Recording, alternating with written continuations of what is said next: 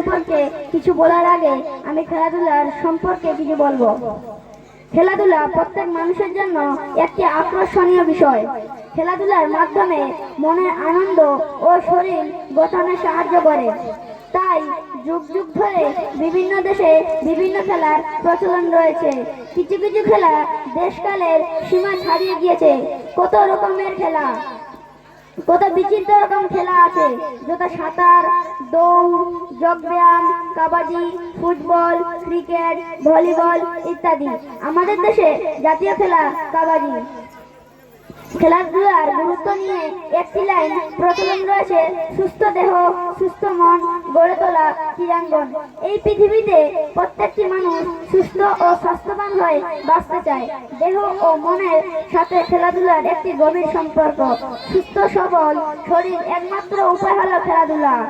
সুন্দর ও সুখী সমাজ গড়ে তুলতে পারে, সুন্দর ও সুখী সমাজ গড়ে তুলতে পারে সুস্থ ও সবল মানুষরাই। তাই সুস্থ ও সবল মানুষ হতে গেলে খেলাধুলা একান্ত প্রয়োজন। এই নিয়ে স্বামী বিবেকানন্দ বলেছেন, দুর্বল মস্তিষ্ক কিছু করতে পারে না, আমার দিগকে সবল মস্তিষ্ক হইতে হবে।